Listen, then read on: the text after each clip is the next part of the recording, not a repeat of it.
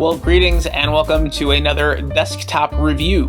By far the most popular video on my channel, by far, is my review of the Smart AV 1080p Full HD PTZ camera.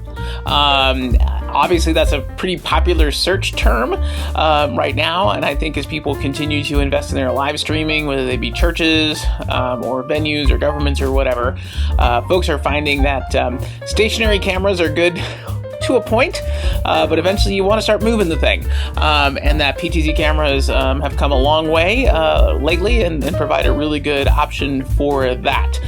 So there's a lot of interest out there. I think there continues to be, judging by the view counts on my last video, a lot of interest, and that video actually sparked the interest of somebody else, which is a newcomer on the scene for providing PTZ cameras known as Honey Optics. Now, full disclosure, they reached out to me and they sent me this unit for review. I've been using it. I didn't pay for it, and I don't think they're asking for it back. So I just want to be clear and fair about that from the beginning. But we have put it through its paces. We've been using it for a couple of months in our setup at the church, and we did put it in our most troublesome spot, which is the spot way in the back of the sanctuary. That is a good 50 to 70 feet from all of the action, really to give it as good a workout as we could. And I just wanted to throw a review out there to kind of let you all know what I think about the Honey Optics and why you may want to look at that over this one. So again, this video on the Smart AV is already out there, and you've probably already seen it. So I'm going to spend a lot of time talking about it because I already have. But I wanted to hear for comparison purposes, because really the big deal and the big difference between these two cameras and where you may want to consider this one is in its optics. Now, anytime you buy a camera, that's the truth. Like, that's where you're spending your money. You're spending your money on lenses, the things that actually take the light in, and you're spending your money on sensors, which is the thing that turns the light that comes into the camera into something that, into video that can then be used and read by the computer and those sorts of things. It may be a little difficult to tell from the angle you're looking at them now, but there is a noticeable increase in size of the camera area on the new Honey Optics versus the older one. You can see it a little bit here in the diameter. This is definitely a larger diameter lens, which means more light coming in. But if I tilt it up, you can also start to see a difference. One longer because it's focusing on a larger sensor at the back. Now, the original Smart AV that I reviewed has a 1/2.7 size sensor. That's the dimension length. This is a 1/1.8. Now, if you remember your elementary math classes, when you have a fraction like that, the lower the number at the bottom, the bigger something actually is, which is why, a half cup is bigger than a quarter cup. Well, a 1/1.8 is a bigger lens than a 1/1.7. And in fact, there's a comparison chart I'll show you. I'll put up on the screen. Now, that may not look like a lot of difference, but in terms of percentage, as far as the total area, it's actually fairly significant. And what does it mean? It means that this new Honey Optics camera can gather more light in and then has a larger sensor for capturing that light. And yes, it's also, as you can see on the front, a 4K, which of course is 4 times the resolution of the full HD camera. That's good. A lot of streaming equipment hasn't caught up, especially the stuff that you're gonna buy at kind of like the church or small venue level. A lot of that stuff hasn't caught up to actually dealing with 4K yet. So the 4K part of it is good, and that's helpful, and it'll be helpful certainly in the future as those streaming products get to the point where they can really start handling those higher resolutions. But just the additional surface area and the additional space on the lenses is going to give you an advantage, even if you continue to broadcast at just plain old ordinary 1080p. So I'm going to take this one away. Again, there's a whole review on it. Feel free to check that out if you want to. And instead, we're going to take this one and sort of spin it around the back. Now, this works in the way that you expect any PTZ camera to work. It tilts, it pans, it zooms, like you're supposed to. And around back, if you've seen my previous videos or you've worked with cameras like this, you're going to see another very familiar set of ports. And it's everything you want to see back there. Of course, you have your network port. That's the most traditional and easiest way, honestly, to control one of these things. If you're not going to use the included remote control, this does come with an included remote control. But if you're not going to use that and you want to use an actual control board, the easiest way to do that is actually just to go ahead and control it over your network. Plug the control board and set the settings on both so they can just talk to each other over your existing network. It works great. We actually have ours hooked up to a wireless adapter, which takes this wired network and turns it into a wireless signal that our wireless network can read. It gives you a great way to access the preview stream that this can broadcast, and also allows you to control it with any networked control board. So you've got that. This will do power over Ethernet, so that can not only be your network, but you can take your power through there if you want to. If you're using something like OBS Studio, you could set the video feed from here to be an RTMP feed out through the Ethernet port over your network into OBS and have OBS consume the video that way. It's not the highest quality way to get the video, but it can be done, which means this can be a single cable installation if you want it to be. If you do that, you want to keep everything wired and you want to have gigabit Ethernet for sure, and make sure there isn't a whole lot else on your network, but that can be done. Most of us are probably actually going to use one of the other video out options, which is either the HDMI or the SDI, which are the standards for pretty much anything out there on the market in terms of a streaming product. In both cases, you can pull full 4K at 60 hertz, which I have to tell you is a big deal. That is a lot of video. That is a lot of data. That's a lot of quality coming out of this thing. 4K at 60 hertz is pretty impressive. And it will be a long time coming yet before we have the rest of the equipment, I think, that can fully take advantage of it. But it's nice to know that it's there if you need it. There are some older legacy connectors. If you've got a legacy system for, like, say, at a video conferencing center or something like that uses one of the old legacy formats for controlling cameras, those are there as well if you need them. One question I was asked a lot in my previous video that I want to address here, which is about audio. No, this PTZ camera, and most do not, have their own microphones. So it doesn't have its own microphone for recording audio, nor do you probably want it to. You shouldn't really be using the microphones on your camcorders either, or on your DSLR or whatever. You're not going to get good quality audio out of those sources. You're going to want a separate solution. What this does have, along with most of them do, is an audio in and audio out, which will allow you to take an audio in from another source, say a microphone that's nearby, or your soundboard, or whatever it is. You can take an audio source in. It will then mix that audio with the video and send audio plus video out through your HDMI. So if you want to mix it in the camera, if you want to mix the audio in with the video in the camera and just get an HDMI signal out with both, if that's just simpler for your solution, you can do that. And it would be the way that you'd want to go if you wanted to do that. Or like most probably do, if you've got an ATM Mini or a Sling Studio or something like that, you're going to mix together the audio and the video downstream from the camera itself. But that is a possibility. The recording system that I'm using right now, that's plugged into the side of my Canon 4K camcorder, I could just as easily plug into this and do it the same way.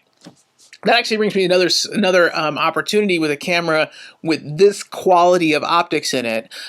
Is, yes, great for live streaming. Yes, you can use it for video conferencing. It does have a USB out. They've gone to USB-C on this version versus the traditional USB on some of the older models. USB-C on this one, which is good because this is putting out a lot of data, especially when you're talking 4K 60 hertz. That's a lot of data. So the newer USB standards really helpful for that. The other use case for this, though, is to take that audio out or take that HDMI out. That HDMI is coming out full and pretty much uncompressed. It is the highest quality video signal that you're going to get. And they do make capture boxes. Basically, they do make recording boxes that are designed to take an HDMI source in, like from a camera like this, take an uncompressed source like that, something like that in, and record it onto like a hard drive. And what that lets you to do is record things at a much higher quality.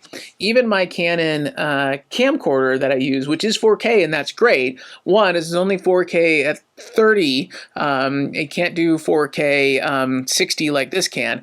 But the camcorder, because it's recording onto local media, in this case compact flash, no, not smart compact, not compact flash. That's the old one. Not the SD, the slightly bigger one. Anyway, it doesn't matter. It's recording onto there, and it's having to do some compression. Basically, it's having to compress the video so that it can cram it onto that card. So you're going to get a higher quality out of this, and if you connect that to a super high capacity, high quality recording deck, you can actually record higher quality than pretty much any other way that you might do it. So that is another option too. I wouldn't discount a camera like this for recording purposes or even studio recording purposes, especially if you're a one-person show like I am. Like, I have to get up and move this camera around whenever I wanted to change shots, whatever, or set the shot just right. It'd be really kind of neat if I just had a remote right here and I could change the focus and, and the zoom and, all that kind of stuff without having to go and move and then go stand back and, those sorts of things. I mean, it's a nice use case. You might want to consider it. All right. So, we got the 4K video on this thing. We got the 60 Hertz. We got the extra features. It's a pretty awesome camera. One of the things that I was also dinged on in my last video was, the idea of that being a cheap PTZ camera. And I'm going to stand by the statement that it is. The one I reviewed last time was like $700 to $900, depending on which one you bought, compared to a comparable name brand PTZ optics camera. It's about half the cost, if not a little bit less than half the cost. I mean, those are going $1,500, $1,600, $1,700 for those for their 1080 full HD camcorder. So half price or slightly less than half, so even slightly less than half price. To me, that's cheap. I mean, that's a good deal. I'll take that deal all day long. So, and it's really the same story here with the Honey Optics camera is, yes, it's a great camera. It works really well. Again, we've had it in production in the back of our sanctuary in probably the worst environment we could put it in, and it has surprised us with how well it's done. However, there's a little bit of a shoe to drop, I suppose, in a way, is that you're going to pay for it. So to get into one of these cameras at the beginning, you're looking at kind of the lowest Lin model. You're looking at about closer to $2,000, upwards to about $2,400. And on one hand, that can seem like a lot until you look at who some of the competitors are. Now, Canon, who's obviously a major manufacturer, and others have gotten into or expanded their PTZ offerings. They're offering things with, kind of similar capacities, maybe similar, image processors and things like that. Those ones are easily fetching $4,000 to $5,000 to $5,500. So you are still looking at a pretty significant discount and to get yourself a camera that's really going to give you similar performance for far less money.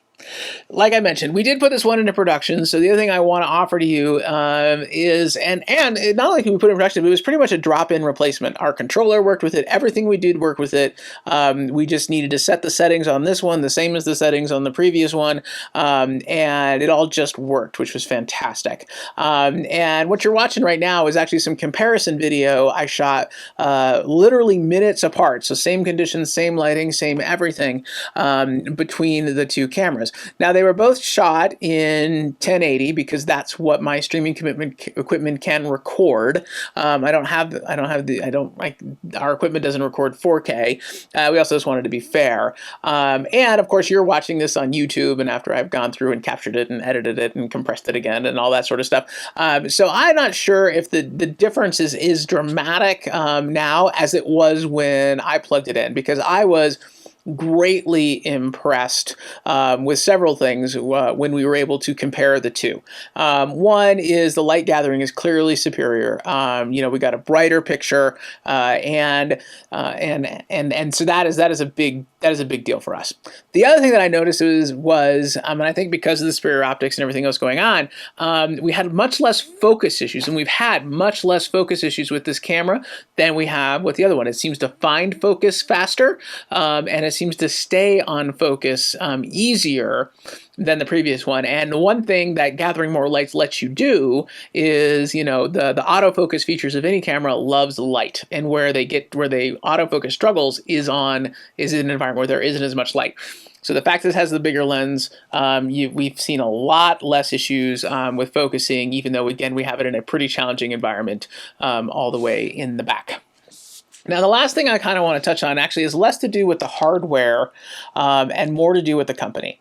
I ended up having a little bit of an exchange with the people from Smart AV, who for some reason actually weren't happy about my last video and actually asked me to remove it. I politely declined.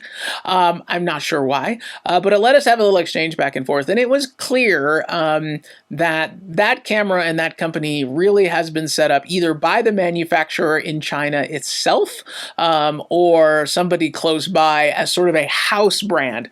This is no doubt the same factory that makes the PTZ optics cameras and all the rest of them. And this is not news, by the way. Like, everything's made there, and and everybody shares, and it's just the way of the world these days. But it's clear that was set up to be like a house brand version of it, kind of like, Kirkland Signature if you're a Costco shopper like I am, or Sam's Choice if you're a Sam's Club shopper. It's clearly set up to be that, which means that when I conversed with them, it was clear that English wasn't their first language, and and challenges like that, which is okay. The big problem is it was clear that they didn't actually understand who their customers were because they were manufacturers, and they were manufacturers in the camera space. So they understood their cameras, but they didn't understand the rest of us. When Honey Optics reached out to me with this camera, one of the things that the founder talked to me about was that he himself was, a guy who was working in the back of a sanctuary, trying to figure out live streaming, and was, like me, a bit underwhelmed by what was available, and a bit, annoyed by how expensive everybody seems. And that really kind of led him down this path to found a company where he began importing cameras built to his specifications, which is based on what he understood the needs of our actual community to be. Whether you be a church or government or, like I said, a small venue, whoever you are, basically a non-professional, environment where we're trying to put out high quality content as possible. It's clear even from their website that Honey Optics understands that environment, and that's who this has been tailored to. And it also means that the people offering support for these products are going to be those same people who get who you are and what it is that you're trying to do. I personally am less concerned about where something is manufactured, because everything is manufactured everything, and frankly, most things are manufactured fairly well, especially when it comes to things like this. It's a quality product, you can tell, and it's built in a quality way. What I'm more concerned about is where my support coming from. Am I going to be getting support from people who understand who I am and what it is I'm trying to accomplish and what my goals are, and why, and what my frustrations are and what my needs are. So to have a camera that was basically designed for that. Oops, I went to sleep here. Does that mean I'm talking? It must mean I'm talking too long. Okay. But to have a camera that was basically designed for that by a company who understands that and who is basically checking all the boxes that we would want to check when they're importing something like that, that's worth something to me as well. And I like to support places like that, and then I know I'm going to get some good support from. So the Honey Optics, would I buy one? If I didn't already have PTZs, if I was in an environment where I hadn't made that step yet, and I was still still just dealing with fixed cameras and I wanted to get into this space, would I buy a camera like this or this one in particular? Yes, I would. Cameras are where you want to spend your money. You want to spend your money on lenses. You want to spend your money here because your goal is to put something up. These really do work best if they're mounted. Put something up, where, it'll be out of harm's way where you can just use it and forget about it. So when the 4K equipment gets cheaper and we can all start moving in that direction, we start adapting it, the camera's ready there to work with you. You get that extra light gathering, get that extra image sensor because really, the quality of your product starts here, right here. And the higher quality that you have right at the beginning, the better product you're going to have at the end. At a certain point, it doesn't really matter how much money or how advanced or sophisticated you get downstream from the camera. If the camera isn't up to snuff, if the camera isn't doing everything it can do for you, it doesn't matter. So start with the best thing you can. It may be a little bit of overkill for some situations now, but it won't be for long. And my guess is you're going to get years and years and years of good use out of it. And we are in the midst of that generational change. Things are moving, from 1080p, HD, 4K. 4K is pretty much standard on televisions now. It's what people expect. And I think, it won't be long before everything is there. So instead of kind of going the less expensive route and putting the $900 camera up now and then having to go back later and upgrade when you need to, just go ahead and get it now. It'll work perfectly wonderful for you, even on your full HD setup, and then it'll be ready for you when you have your 4K. So if you can swing it, my advice has always been, no matter what, buy as much camera as you can, and then keep it for a good long time. And I think that's what we've got here. All right, well, I thank you, and I appreciate you watching this review. If you've got ideas for other things you'd like me to review or look at, or other questions you have about streaming, or just sort of like audio video technology in general for these various purposes, feel free to drop a comment in the comment section. Please hit subscribe. That really does help. And if you're able to share this video with your friends, don't do Patreon or anything like that. Just do this because I think it's fun and it's cool and it's neat to share with you all. So, all right. Well, thank you for taking the time to watch with me. Have a good day.